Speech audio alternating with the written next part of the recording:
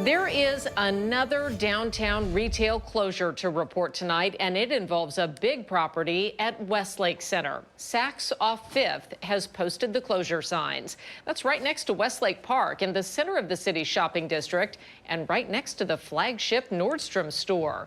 KOMO senior reporter Chris Daniels has been looking at the market trends today and talked to one leader who says there is a connection here to public safety. Chris. Yeah, Molly, this is prime real estate. It has been for decades, and despite some positive momentum in this part of the city, this is another setback. Seattle's story continues to strike the same chord. The KOMO 4 drone flying high in the city, cataloging another low for the retail core. Saks Fifth Avenue, the latest to hang a closing sign. With visitor foot traffic and hotel occupancy nearing pre-pandemic norms, retail activity has not.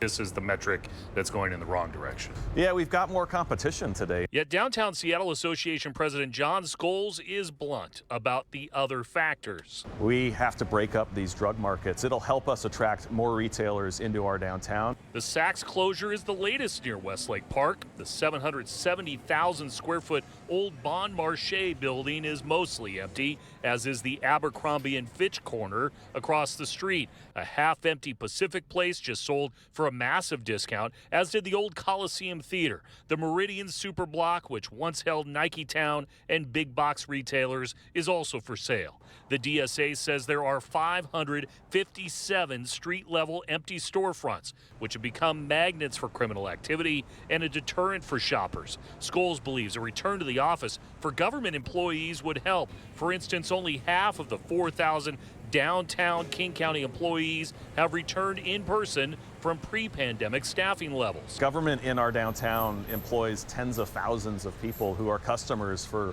small business and arts and culture retailers. And so having those folks back on the streets, good for downtown, which is good for the tax base, and then ultimately good for those governments. Until then, this song may remain the same, with retailers continuing to sing the blues.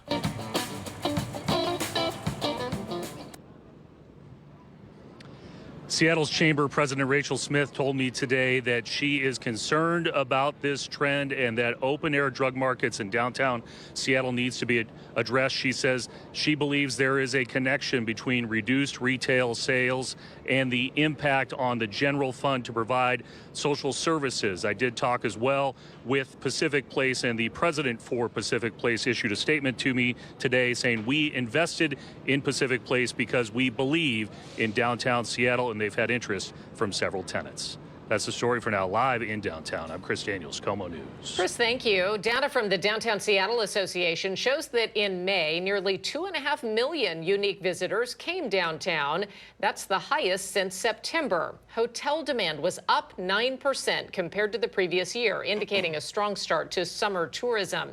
At the same time, downtown averaged more than 85,000 daily workers. That is an 8% increase over last May, but still only 53% of worker foot traffic before the pandemic. And that brings us to our KOMO Pulse poll. Hannah Knowles is the live desk going over the results. Hannah? Well, when we keep seeing retailers leave downtown Seattle, we want to know why people think that keeps happening. So that's the question we're asking tonight. As you can see, majority of people here all really think the same thing. 90% say public safety concerns, and to vote, all you have to do is scan that QR code that you see on your screen. 6% of you say less foot traffic and maybe work from home policies. Only 1% say parking, and 3% say tough economy and less spending. Again, to vote, scan that QR code on your screen. It'll take you directly to KOMOnews.com where you can cast your vote.